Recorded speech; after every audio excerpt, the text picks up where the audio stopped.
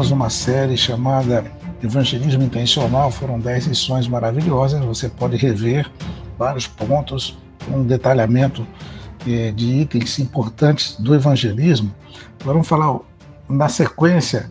Você precisa entender que evangelismo também não é apenas uma exposição bíblica, não é apenas um argumento ou contar a história da sua vida, e tudo acontece sem oposição ao diabo. Pelo contrário, sempre que você for evangelizar alguém, falar de Jesus, testemunhar com palavras, até mesmo pelo seu próprio exemplo, haverá oposição e até perseguições. E essas oposições vêm através das pessoas, mas na verdade a nossa luta não é contra elas. E também haverá resistência das pessoas para essa mensagem que você vai estar compartilhando, que um dia para você foi tudo muito estranho, foi tudo uma loucura, foi uma coisa absurda, e hoje para você é natural. Sabe que Jesus morreu por você na cruz, perdoou seus pecados, você vai para o céu, isso é tão natural para você, mas para as pessoas é absurdo, não tem lógica, não faz sentido. Aliás, você prega inclusive a mensagem da cruz, e Paulo fala que a mensagem da cruz é loucura para os que perecem. Inclusive em 1 Coríntios, ele fala sobre isso, a palavra da cruz já no seu tempo, ele era loucura para os gregos, que eram pessoas racionais, em busca da sabedoria filosófica. Então era loucura falar de um homem que morreu na cruz e ressuscitou, mas esse homem também era Deus. Como que um Deus pode morrer? Na mitologia grega, os deuses eram os heróis que não morriam, pelo contrário, morriam só os inimigos. Então, aparentemente, Jesus parecia um derrotado para eles. Como é que o seu Deus morreu na cruz? E ele fez escândalo para os judeus, porque na lei estava escrito, maldito que for pendurado no madeiro. Então, como que pode Deus ser um Deus maldito, um Deus maldição, um Deus tão fraco que se deixa crucificar pelos romanos? Loucura para os gregos, escândalo para os judeus, e absurdo para qualquer pessoa que for falar, porque a mente humana não pode captar isso sozinha, a não ser pela iluminação do Espírito Santo. E é uma batalha muito grande, porque Paulo diz claramente também, 2 Coríntios capítulo 4, capítulo 5, ele fala sobre essa questão da revelação, diz assim, que o Deus desse século cegou a mente dos incrédulos para que não creiam. Então, se o Deus desse século, que Satanás cegou a mente deles, essa luz não vai entrar tão fácil. Se Satanás se interpõe entre a sua mensagem e a mente das pessoas, porque ele cegou a mente, você vai ter que vencer Satanás para poder levar essa luz. Essa é uma batalha muito grande, é por isso que nós vamos falar sobre esse assunto importante, a batalha espiritual da evangelização. Nós vamos desmembrar aqui em 3 partes, tá bom? Porque o assunto é extenso, não vamos esgotar em 3 partes, mas queremos, nesse detalhamento, que você tenha uma compreensão, onde você evangeliza no reino espiritual, acontece uma batalha muito grande que você vai falar de Jesus para alguém, ok? Então, há um confronto espiritual, isso aí está muito claro. A pergunta é contra quem lutamos? Um confronto contra quem? Quer dizer, mas é luz e trevas, mas como que eu vejo isso? Isso acontece num campo invisível para nós, e Paulo deixa bem claro, então, aqui, que a nossa luta não é contra homens, contra instituições humanas, contra sistemas humanos, não questão é só política ou social, ou econômica, ou de ideologias, mas a nossa luta, então, é contra principados e potestades, contra os dominadores desse mundo tenebroso, contra as forças espirituais do mal nas regiões celestes. Em outra situação, em outra versão, ele fala essa luta acontece nos ares, mas também é numa dimensão invisível, porque ele também chama de regiões celestiais. Aliás, por que regiões? Porque há muitas regiões, não é só uma região celestial, muitas regiões celestiais. Há uma região onde se trava essa batalha. Nós espiritualmente somos transportados até lá, nós temos acesso a elas, assim como Satanás tem acesso dessas regiões até nós. Então, aqui, enquanto você está no reino físico, só vendo o que é natural, o que é palpável, o que é concreto, tá? Há algo invisível acontecendo ao seu redor, há uma luta muito grande. Se você pudesse ter a visão espiritual aberta, você veria anjos, demônios correndo para todo lado, passando, guerreando, lutando.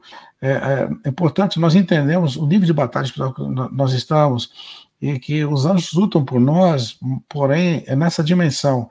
E você só pode cooperar com os anjos nessa luta quando você entra nessa dimensão com as armas espirituais de Deus. Esse é o objetivo, então, da nossa aula aqui, né? Estão entendendo? Então, o confronto espiritual existe. Não é uma coisa assim, se alguém gosta de batalha espiritual, se alguém quer batalha, ou que se alguém, sabe, entende. Gente, entendendo ou não entendendo, você já está na guerra, tá? E você faz parte dessa guerra. Então, prepare-se para essa guerra, ok? Estejam preparados. Afinal de contas, existem o que podemos chamar de forças imperiais do mal, né? Então, por que forças imperiais? Porque as pessoas estão em trevas, né? Você estava em trevas, se você hoje já está na luz, se não está ainda, infelizmente está em trevas. Mas não basta você estar em trevas. Uma coisa é você estar apenas no escuro, que já é terrível, e você ficar no escuro, como se fosse um cego mesmo. Outra coisa é você estar no império de trevas, onde, quer dizer, o império, existe forças imperiais, existe forças, existe sistemas organizados, né, que prendem você, que cativam você, que guerreiam contra você, enfim, que dominam você. Por isso, Paulo chama aqui em Colossenses 1, 13 a 14, de império das trevas. Deus nos libertou de lá e nos transportou para um reino que é onde reina Jesus, o reino do Filho do seu amor. Está dizendo que a obra perfeita de Deus da redenção foi resgatar o homem desse império e, através de toda uma guerra, uma guerra estratégica que foi batalhada e onde Jesus saiu supremo vencedor. E nós vamos ver até um pouquinho mais sobre esse aspecto da vitória de Jesus na cruz. Mas é importante você entender que há um império das trevas, quer dizer, então o império não é simplesmente uma escuridão qualquer. As pessoas não estão em trevas apenas porque estão escuras, elas estão dominadas por um império do mal, um sistema todo organizado, né, de guerreiros, de dominadores, que Paulo chama de potestades, principados, dominadores desse mundo, desse século, tá? E nós temos que entender os níveis dessa batalha. Esse império das trevas terrível que Paulo fala aqui, ele apresenta, lógico, como algo que está no reino invisível, né? Apenas uma ilustração para você ver esse mundo tenebroso, como ele diz. Mas, em outro texto, Paulo fala que as nossas armas, essas armas com as quais lutamos contra esse império, não são carnais, porém, elas são poderosas em Deus para destruir o quê? Fortalezas. Aqui vem a palavra fortaleza. É importante observar que nesse império há fortalezas. Essas fortalezas, elas estão nas mentes das pessoas, onde o diabo vai se fortificando ali através de pensamentos, através de estruturas de pensamento, de conceitos. Quando você conversa com uma pessoa sobre o futuro, sobre a vida eterna, sobre o passado, sobre a criação, você vai encontrar fortalezas, argumentos dos mais diversos, como se fosse muitas teorias e muitos conceitos sobre a criação, sobre a vida, sobre o casamento, sobre o sexo, enfim, sobre a morte, sobre o céu, sobre o inferno. Na verdade, esses argumentos estão plantados ali e eles se transformam em verdadeiras fortalezas. Fortalezas de medo, fortalezas de terror, fortalezas também de maldade, de perversidade, e são fortalezas que estão onde Satanás está entrincheirado dentro da mente das pessoas, nessas poderosas fortalezas, que só armas mais poderosas podem destruir essas fortalezas. E aqui nós temos uma boa notícia em 2 Coríntios 10:4, que as armas com as quais lutamos não são carnais, quer dizer, não são humanas, mas poderosas em Deus, para destruir essas fortalezas. Então, há esperança para você que está lutando, né, essa terrível batalha, e você vai vencer assim. É apenas, você precisa aprender a usar as armas espirituais, ok? E Jesus fala sobre isso, de fortalezas, ou de um lugar onde o Satanás está entrincheirado, e ele conquistou aquele espaço, e ali ele tem um domínio. E Jesus fala assim, como alguém pode entrar na casa do valente e roubar-lhe os bens, sem primeiro amarrá-lo? E então lhe saqueará a casa. Olha só, ninguém pode entrar na casa do valente. Jesus então coloca aqui a expressão valente como aquele que está dominando, né? Aquela força do mal, que é uma personalidade do inferno que está ali e domina a mente das pessoas. E Jesus fala, mas você não vai entrar ali sem guerrear, porque você precisa amarrar. Como você pode amarrar um valente? Se ele é valente, ele não vai se deixar amarrar tão fácil, a não ser que venha o mais valente. Quando chega o mais valente, domina o valente. Do nosso lado está o mais valente. Nós temos as armas poderosas de Deus para destruir fortalezas e, entrando nessa fortaleza, saquear, né, os despojos de guerra. Na verdade, Satanás ele vai conquistando pessoas e encarcerando essas pessoas. Então, imagine só, numa guerra, aquele exército que conquista, né? Então ele tem os chamados despojos de guerra, são as armas, são as riquezas, são os territórios, são de pessoas que eles têm agora como cativos ou como propriedade deles, porque foram conquistados em guerra. Vamos citar um exemplo recente de conquista de guerra, por exemplo, o Estado de Israel foi estabelecido pela ONU, foi lhe dado um espaço territorial, mas depois houve uma guerra, outras guerras, aquela guerra dos 6 dias, famosa, né? E eles expandiram mais o território. Então, aquele território que foi dado para eles, né, ali naquele decreto pela ONU, foi expandido, conquistado. E aqueles que perderam o território estão hoje brigando, os palestinos estão ali lutando, querendo de volta seus territórios. Bom, só vai ter de volta se vencer a guerra. Mais ou menos essa é só uma comparação de uma situação moderna, da história contemporânea, do que acontece no reino espiritual o tempo todo. Então, quando Satanás conquista pessoas através do pecado e leva através do pecado, ele dá chance para ele dominá-las e ele vai dominando, ele vai ampliando seu território, seu domínio. Tá? Essa pessoa tinha um nível de maldade, vamos dizer assim, número 1, mas daqui a pouco ela tem número 2, número 3, daqui a pouco ela tem número 10. Vai tendo níveis de maldade e fazem coisas cruéis e terríveis que você fala, como que pode um ser humano fazer a coisa, ter uma atitude tão terrível contra o outro ser humano, contra o próprio Deus, contra o Criador? É porque Satanás vai expandindo, vai dominando.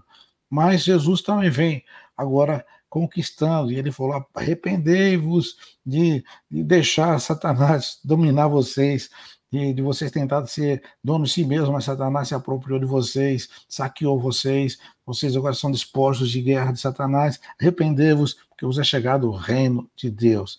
Esse reino maravilhoso, que Deus quer transportar você, então, do império das trevas para o império da luz. Você ainda não teve essa experiência, tem que ficar atento, porque a mensagem do Evangelho é para você nessa manhã. Se você já foi transportado para o reino da luz, entenda melhor como é que funciona essa dinâmica, né, do resgate das trevas, desse império das trevas para o império da luz. Aqui nós temos mais uma ilustração interessante, mostrando que não é possível resgatar um prisioneiro de guerra sem luta. Se numa guerra um exército captura alguns soldados inimigos e os tem como prisioneiro, simplesmente não vai chegar lá e falar, solta eles, por favor. Não tem que fazer favor nenhum. Eles conquistaram, é conquista de guerra, prisioneiros de guerra. Ou você luta para tirá-los dali ou não vai tirá-los. No reino espiritual acontece a mesma coisa. Deus preparou todo um cenário onde, através de Jesus Cristo, venceu essa batalha. Toda alma conquistada das trevas para a luz envolve uma luta, porque são despojos de guerra, são prisioneiros de guerra, cativos de Satanás. Jesus deixou claro isso várias vezes, com algumas pessoas que estavam cativas de Satanás, uma mulher que andava encurvada há muitos anos, e ele fala, essa filha de Abraão era prisioneira de Satanás, cativa de Satanás, diz que aquela enfermidade era um cativeiro. Então, há muitas formas de cativeiro, não é só enfermidade. Muitos vícios são cativeiros e enfim, o homem, sistemas de pensamento são cativeiros, cativeiros de dívidas, cativeiros da própria riqueza, cativeiro do orgulho. Jesus veio assim, ele vem libertar você dos cativeiros através daquela sua vitória na cruz do Calvário. Então, a maior batalha já foi travada. Nós estamos falando de uma batalha que vocês estão ouvindo hoje, até porque a carne milita contra o espírito milita contra a carne. A luta continua, há uma luta interior em você, mas não sabe que antes dessa luta que você trava contra você mesmo, contra os demônios, contra os principados e potestades, Jesus travou uma luta muito, muito maior. A luta, vamos dizer, a batalha dos séculos, né? A batalha que já foi prevista lá no Éden, quando o homem caiu. Deus falou assim, olha, vai nascer um que vai esmagar a cabeça da serpente. Está falando de uma batalha, né? Você não esmaga uma cabeça da serpente sem lutar com ela. A serpente não é boba, ela vai se defender. A serpente, ela é ardilosa, ela é astuta. Você não vai pisar na cabeça da serpente do nada, assim, na moleza, entendeu? Não é uma minhoquinha, não é um verme que está no chão, é uma serpente, é um animal que luta, é um animal de ataque, é um predador. Deus falou assim, olha, essa serpente vai ser esmagada, que haverá uma luta, e vai esmagar a cabeça que a autoridade dela, o poder dela A cabeça significa, assim como Cristo é a cabeça da igreja, Satanás é a cabeça de todo o principado do mal, ou de todo o império do mal. Essa cabeça foi esmagada lá na cruz do Calvário. Mas como isso aconteceu? Aqui Paulo explica em Colossenses capítulo 2. Cristo cancelou a escrita de dívida que nos era contrária. Ele a removeu pregando-a na cruz e tendo despojado os poderes e as autoridades, triunfando sobre eles na cruz. Olha só, aqui temos algumas afirmações de Paulo, né, que Cristo cancelou uma dívida que era contra nós. Então essa questão, a dívida com Deus foi cancelada na cruz, porque ele pagou a nossa dívida, a dívida moral, né, da ofensa do homem com o Criador, da rebelião do homem com o Criador foi resolvida. Mas ali não foi resolvido só isso. O diabo, por causa dessa queda moral do homem, ou desse afastamento do homem, dessa perda de relação com Deus, o homem ficou frágil, o diabo tinha conquistado então o homem, de tal maneira até que Jesus chamou o príncipe desse mundo. Paulo o chama o Deus desse século, mas Jesus fala assim, mas ele foi despojado. Então os despojos de guerra do diabo, tudo que ele conquistou na sua luta de escravizar o homem, de prender o homem, esse despojo, então Jesus foi na cruz e tomou esses despojos, e então o diabo perdeu o direito desses despojos, ele não tem mais autoridade sobre esses despojos, porque ele tinha conquistado numa guerra, mas ele, na primeira guerra, ele conquistou na guerra com o homem, com o primeiro Adão, né? Ele ganhou no primeiro Adão, mas veio o segundo Adão e o venceu. Quando assim, o primeiro Adão representando a humanidade perdeu para Satanás, mas o segundo Adão representando a autoridade redimida por Deus vence Satanás. Então, agora Jesus toma esses despojos, assim, e tendo despojado os poderes e autoridades, olha só, triunfando sobre eles na cruz. Aí o texto aqui está resumido, mas assim, inclusive, os expôs à vergonha pública, quer dizer, houve assim um vexame, porque Satanás foi tão vergonhosamente derrotado na cruz, que se tornou um escândalo e uma vergonha pública diante dos anjos, demônios, de toda a região celestial, e daqueles que têm essa revelação de Deus, e que Satanás, então, que era tão poderoso, né, foi despojado. Jesus já venceu por mim e por você essa batalha contra o inimigo. Amém? Aleluia. E Jesus, então, depois da obra da cruz, ainda antes de ascender o céu, ele vai até as regiões mais profundas da terra, diz Paulo em Efésios capítulo 4, é onde ele desceu ali, Paulo usa a expressão, ele levou cativo o cativeiro. Efésios capítulo 4 fala sobre isso. João, que foi visitar Jesus, é arrebatado até o dia do Senhor, né, ele faz uma viagem, então ele tem um encontro com Jesus glorificado, e Jesus se apresenta a ele, ele caiu como morto na presença de Jesus, ele não suportou tanta glória, ainda que ele estava em estado de glória também, estava em espírito no dia do Senhor, assim não suportou tanta glória, e Jesus se apresenta para ele, e nessa apresentação, Jesus, nos detalhes que Jesus fala sobre si mesmo, diz assim para João, não ter medo, assim, você não precisa ter medo, João, eu sou o primeiro e o último, aquele que vive, eu estive morto, mas eis aqui estou vivo para todo sempre, amém, e tenho as chaves da morte e do inferno. Está Apocalipse capítulo 1, versículos 17 e 18. O que significa isso? Bom, se tem a chave, significa, quem tem a chave de uma casa, é porque deu de um espaço, de um lugar, é porque ele pode entrar e sair, e também só entra quem tem a chave, só quem ele permite, só sai quem ele permite. Então, o diabo não tem acesso ao próprio inferno, a não ser com a permissão de Jesus, só entra e sai quem vai para lá com a permissão de Jesus. E então, chave significa autoridade, né? Você tem a chave do cofre, você tem a chave do carro para ligar o carro, você tem a chave de casa, a chave da porta. Quando até algumas autoridades tomam posse do governo, às vezes simbolicamente é transferida a chave daquele território, daquela cidade, daquela nação, para dizer assim, agora ele tem a chave, ele tem a autoridade, certo? Jesus então está falando de autoridade sobre todo o poder do mal. E uma boa notícia maravilhosa, sabe o que é? É que Jesus já entregou as chaves do reino para nós também, compartilhou conosco, disse, eu darei a você as chaves do reino dos céus. O que você ligar na terra terá sido ligado nos céus. O que você desligar na terra terá sido desligado no céu. Que autoridade hoje o homem tem quando está em Cristo? Ele tem As chaves de Cristo ficam à disposição da sua igreja. Significa que você tem também autoridade para ligar e desligar, autoridade para estabelecer e também para remover dentro do projeto de Deus, da guerra de Deus. Você tem autoridade para aprender, para soltar, ligar e desligar. Tá vendo só que autoridade você tem em Cristo usando as chaves certas do reino de Deus? Gente, isso é maravilhoso, porque nós estamos falando de um mistério que a mente humana não pode captar. O inimigo continua solto por um tempo, tá? Até porque ele já foi julgado, mas não foi lançado definitivamente no lago de fogo.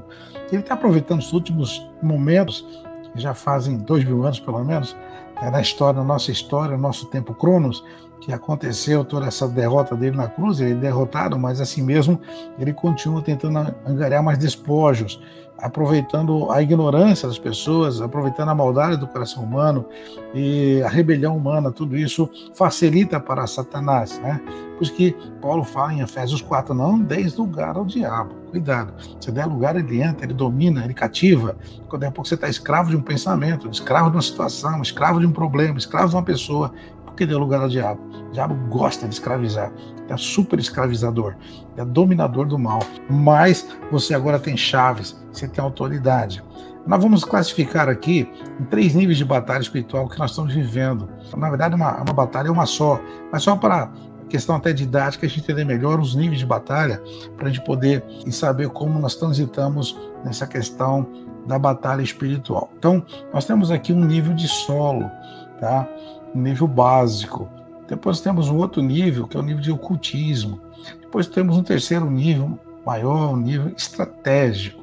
Nós vamos falar sobre esses 3 níveis aqui, porque eles estão ligados com a evangelização, estão ligados com a expansão do reino, com a ação da igreja na terra. Então é importante você entender esses 3 níveis aqui, ok? A guerra espiritual em nível de solo é um aspecto mais comum da guerra espiritual. Trata-se da expulsão de demônios. E Jesus diz assim: eu dei a vocês autoridade para pisarem sobre serpentes e escorpiões e sobre todo o poder do inimigo. Nada lhes fará dano. Lucas 10, 19. Porque a gente costuma dizer aqui, ou alguém colocou essa classificação, essa nomenclatura, nível de solo, porque serpentes e escorpiões são animais rasteiros, né? Ele fala que tem para pisar todo o poder do inimigo. Bom, se você vai pisar é porque tá no solo. Você só pisa no solo, não pisa o que está nas nuvens, você não pisa o que está nos ares, ou o que está nas alturas.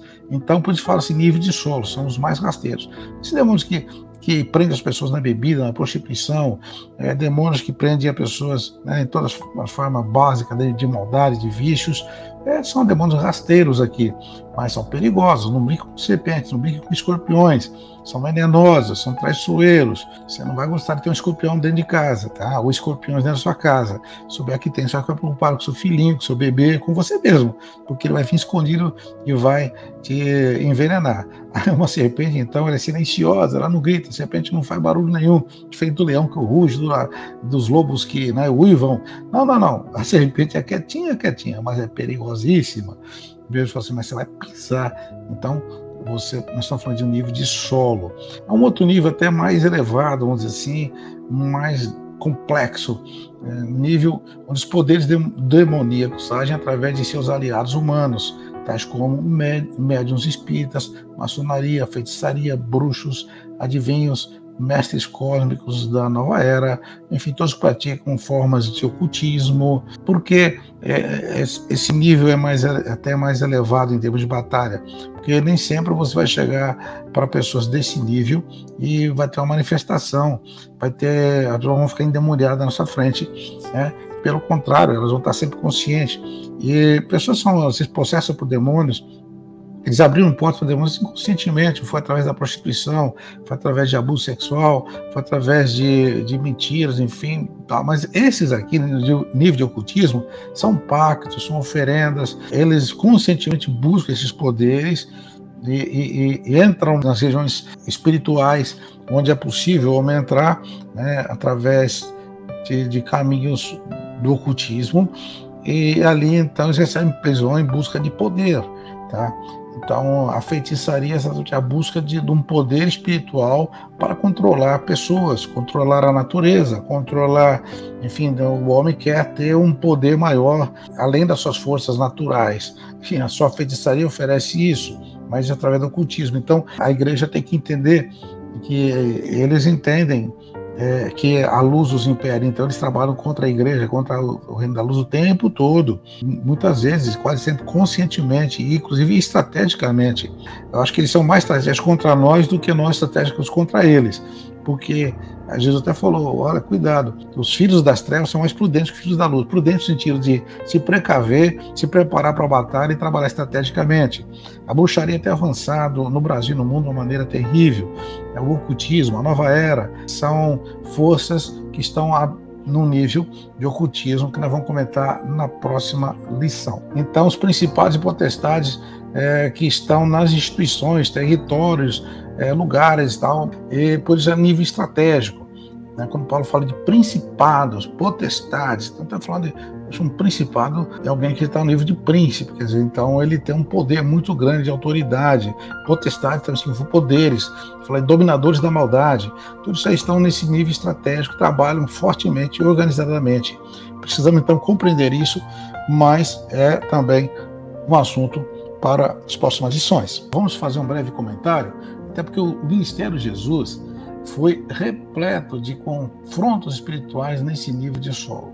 Eram espíritos imundos que ele chamava e repreendia esse espírito, cativavam pessoas, crianças até, foi o caso de criança que expulsou o demônio, foi o caso de, cita Maria Madalena, da qual expulsou 7 demônios, e cita tantos outros endemoniados que apareciam perto deles e Jesus repreendia, até gritavam de longe, Jesus, que temos contigo, e tal, porque já viesse atormentar-nos antes do tempo, porque eles reconheciam a presença de Jesus ali e tremiam, alguns até se prostravam diante dele, mas Jesus expulsava esses demônios, repreendia, quase sempre usando a expressão espírito imundo.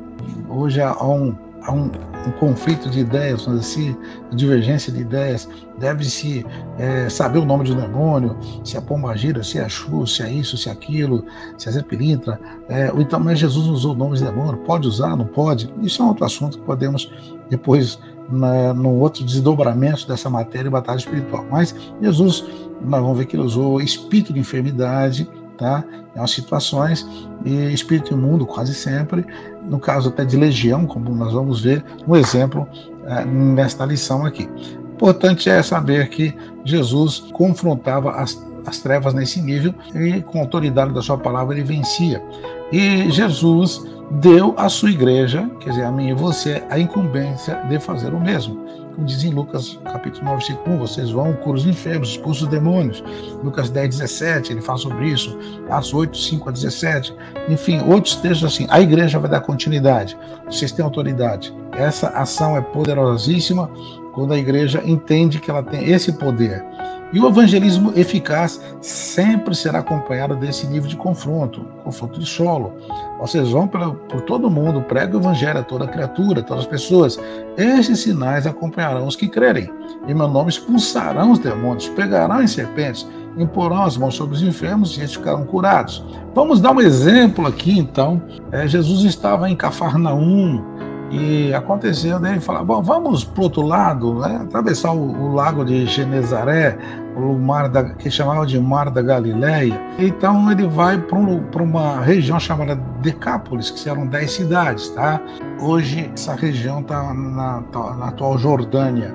E ali havia uma cidadezinha chamada Gadara. E na época havia uma outra cidade próxima que era mais conhecida, Gerasa ou Gerasa. Então, região dos Gadarenos, região dos Gerazenos, por isso que às vezes numa versão bíblica aparece Gadarenos, outra Gerazenos. Então, aqui só para você ver um outro mapinha para entender, estava em Cafarnaum e cruzaram o Mar da Galileia. Interessante, são 18 quilômetros dessa travessia, né, nessa posição que está aí. Tá? Depois, mais ou menos 8 quilômetros até Gadara atual, né, que se você for ver o tamanho da cidade ali. Provavelmente Jesus chega ali e desembarca nesse lugar. Mas o que acontece? Ele vai ali para uma conquista. vai pregar o evangelho, ele vai levar ali a palavra de salvação, ele vai ali para libertar cativos. Havia cativos ali? Sim, muitos, mas havia um principal, né? Mas olha só que interessante. Já a batalha começou antes dele chegar em Gadara. Um grande impedimento se opôs do caminho. Uma grande tempestade antecede a chegada de Jesus e sua equipe. Então você pode ver em Marcos, capítulo 4, 35, 41. Jesus estava até descansando no barco depois de um dia muito trabalhoso. Ele foi despertado pelos discípulos, já estavam morrendo, com muito medo, achando que ia até morrer. Jesus, então, entrou em batalha contra as forças da natureza e conseguiu chegar ao outro lado. Foi a primeira batalha. Mas Jesus entrou em batalha? Sim. Jesus não simplesmente orou, Pai, faz o mar se aquietar, né? Como se fosse um suplicante. Você muitas vezes vai ter que suplicar a Deus e ele vai fazer, mas Jesus aqui não ficou suplicando ao Pai. Ele entrou em batalha com as suas naturezas, repreendeu. Olha, quando você repreende alguém, é porque você tem autoridade contra alguém. Ele repreendeu o vento, repreendeu o mar. E aí, então, começa uma batalha, veja, uma batalha contra as forças da natureza, queria até há muitos que interpretam que já havia uma força maligna operando para tentar impedir a chegada de Jesus. Pode ser uma coincidência natural, pode ser uma ação maligna. De qualquer forma, havia uma ação perigosa de impedimento, mas Jesus venceu essa barreira com a autoridade espiritual que você também tem hoje. Amém? Chegando ali, olha só, um homem possuído por uma legião de demônios veio dos sepulcros ao encontro de Jesus. Então, a primeira pessoa que se apresenta era uma pessoa que representava uma legião de demônios ali. Então, havia muita coisa ruim que acontecia e havia uma concentração de maldade, de perversidade, né, que se espalhava naquela região, que estava nesse homem. Olha como Deus é estratégico, né? Deus, então, preparou esse confronto. Esse homem sai ao encontro de Jesus, como se fosse uma recepção, e os demônios começam a gritar de longe, olha, Jesus, que temos nós contigo e tal, mas Jesus, ele repreendeu o demônio, e o demônio começou a discutir com Jesus, e Jesus falava, sai desse homem. Ele não saiu tão imediatamente. Veja aqui no versículo 9, porque então Jesus perguntou para ele, qual é o seu nome? Quer dizer, porque Jesus havia repreendido, não tinha saído ainda, e havia uma resistência do inimigo a Jesus ali. Não pense que sempre vai ser fácil expulsar um demônio. Se chega, sai em nome de Jesus, ele sai correndo. Muitas vezes há resistência, ele vai insistir, você vai ter que entender. Olha, gente, você vai ter que entender como é que estrategicamente você pode resolver isso no mundo espiritual e usar toda a autoridade e se apropriar de toda a autoridade, mas esse é um assunto mais profundo, há um detalhamento maior para quem tem ministrado libertação, sabe que nem sempre você dá um comando e no primeiro comando tudo acontece. Nesse caso, foi assim, Jesus deu um comando, o demônio não saiu, tá? Não saiu. Mas Jesus não podia no primeiro comando? Olha, outros casos que você vê saíram no primeiro comando. Esse aqui não. Então, mas Jesus não desanimou. Você não pode desanimar. E Jesus, então, aí nesse caso, para até, não sei se Jesus, por discernimento, já sabia, ou se ele precisava didaticamente também passar para os discípulos como se faz essa libertação, perguntou àquele gadareno que estava possesso, né, e para o demônio que estava nele falar, e o demônio falou assim, não sou, o meu nome é Legião. Na verdade, legião não é um nome, né? Ele significa uma quantidade grande de soldados, de guerreiros, tal. Eles foram muito ousados, porque além de resistir aos primeiros comandos de Jesus, esses demônios, ele fala assim, olha, mas não queremos sair daqui. Tudo bem, nós podemos até sair desse homem, mas não deixa sair dessa região, não nos deixa sair desse país. Então aqui temos Marcos capítulo 10, capítulo 5, versículo 10, diz assim que esse demônio, o representante da legião, diz assim, e implorava Jesus com insistência que não os mandasse sair daquela região. Olha, esse versículo é muito, muito forte. E a pessoa, Jesus falando com toda a autoridade, falando para o demônio sair, e ele insistindo assim, e rogava, né? Ele implorava. Interessante, já? O demônio implorando para Jesus. Jesus implora para o demônio sair. Mas o demônio implora para Jesus para pedir uma condição, né? Uma negociação nesse confronto. E falou assim, olha, eu vou sair não, vamos deixar esse homem livre. Porém, a gente quer ficar nessa região aqui. Nós precisamos ficar por aqui. Alguns mistérios nesse texto, né? Que o texto em si não explica, só o contexto maior para a gente poder entender. Porque Jesus permitiu, então, que ficasse naquela região. Vocês vão ver mais para frente alguns detalhes. Porém, ele sugeriu para Jesus, olha só, que ousadia, né? Dá uma ideia aqui, tem uns porcos ali, manda vir para os porcos. Eu não gosto de ficar em porco, não, tá? Eu gosto de ficar em seres humanos. Mas ficando nos porcos, eles precisam ficar em seres vivos. E Jesus, então, lhes deu permissão. Interessante.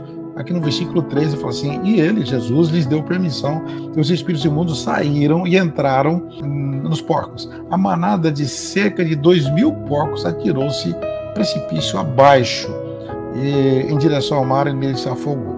Os que cuidavam dos porcos fugiram e contaram esses fatos na cidade e nos campos, e o povo foi ver o que havia acontecido. Quer dizer, os porqueiros que cuidavam dos porcos saíram correndo assustados, 2.000 porcos atropelando eles, saíram correndo, se precipitaram no mar. Houve então um reboliço muito grande naquela região, o povo foi tudo para ver o que tinha acontecido, e quando o povo chegou lá, ficou assustado, até admirado, porque viram o homem liberto, tá? O homem estava liberto. Olha só aqui no versículo, seguindo aqui a leitura, o versículo diz assim, quando se aproximaram de Jesus, viram ali o homem que fora possesso da legião de demônios, assentado, vestido em perfeito juízo.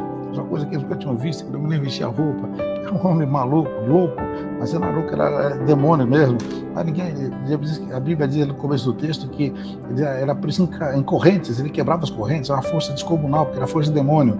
Ele tirava pedra, ele se feria a si mesmo, uma pessoa totalmente descontrolada, ninguém podia controlá-lo, ele vivia no meio dos sepulcros, os lugares que só demônio gosta de ficar, lugares tenebrosos, esquisitos, é por ali que o demônio gosta. Viram ali o homem assentado, já vestido, né? Até roupa para ele, em perfeito juízo, conversando com Jesus, e ficar com medo, o que está acontecendo? Quem é esse homem que chegou aqui? É lógico que ele conseguiu controlar esse moço aqui incontrolável, mas mataram os porcos. E o que aconteceu? E os porcos? Quem vai cobrir essa conta? Quem vai pagar essa conta? E eles estavam preocupados com os porcos. E é interessante que acontece uma coisa terrível, triste de você ler e falar, não é possível que aconteça uma coisa dessa. Versículo 17. Então o povo começou a suplicar a Jesus que saísse do território deles. Olha, suplicar para Jesus para ir embora. Seja suplicar Jesus para ficar, na verdade. É o que tem sido hoje, de uma certa maneira, as pessoas suplicam Jesus para sair. Mas não com essas palavras, mas com as suas atitudes, estão expulsando Jesus, estão impedindo Jesus de entrar. Jesus está batendo na porta e ele não pode entrar. E se ele passou perto, muito perto, você está atrapalhando. Eu queria ficar no pecado, você está atrapalhando. Eu gosto de ficar ali com os porcos, eu gosto da sujeira, eu gosto da maldade. E aí Jesus vem e quer mudar a situação, fala, não, por favor, e suplica a Jesus, sai daqui, por favor, sai do meu território, sai do meu espaço. Fica no seu espaço do pecado, fica nas trevas. Infelizmente, é o império das trevas. Você pensa que manda, pensa que faz, mas não faz nada. É o diabo que controla, é o diabo que manda, é o diabo que faz, e ele veio para matar, roubar e destruir. Jesus, então, já tinha acabado a sua missão ali. Jesus resolveu sair mesmo daquele lugar, e que tinha outras coisas para fazer, tinha outras ações. E o que aconteceu é que o homem, né, aquele homem, ele estava agora conversando com Jesus, ele foi discipulado, e Jesus ali rapidamente foi treinando aquele homem, e em poucas horas já aquele homem estava preparado para ser um evangelista naquela 10 cidades de Decápolis, né? E quando Jesus ia saindo para ir embora, diz aqui que no texto, você vê que no versículo 18, quando Jesus estava entrando no barco, o homem que estivera endemoniado explicava ali que eu deixasse ir com ele. Jesus não o permitiu, mas disse, vá para casa, para a sua família, anuncie-lhes quanto o Senhor fez por você e como teve misericórdia de você. Então, libertar pessoas são atos de misericórdia de Deus, de pessoas que estão sofrendo. E diz aqui o versículo 20, que esse homem que já foi nomeado evangelista por Jesus ali, e diz assim, então aquele homem se foi e começou a anunciar em Decápolis o quanto Jesus tinha feito por ele. Todos ficavam admirados. Ele foi, então, uma grande testemunha, diz aqui, não só em Gadara, mas em toda Decápolis, nas 10 cidades. Olha, então, o que Jesus fez. Através de um homem, Jesus evangelizou toda aquela cidade, das 10 cidades. Se eu fosse ficar nas 10 cidades, ele ficaria talvez meses ali. E num dia, olha só estrategicamente. Então, quando você liberta uma pessoa estrategicamente, você alcança talvez uma multidões, porque ela vai fazer algo muito grande, mais do que você, porque quanto maior foi o nível de prisão espiritual dessa pessoa, maior a sua libertação e mais impactante o seu testemunho. Era o caso daquele homem. Então, é assim que você deve pensar na evangelização estratégica. Amém? Então, Deus abençoe vocês que estão estudando com a gente aqui. E se quiser conhecer Decápolis, né?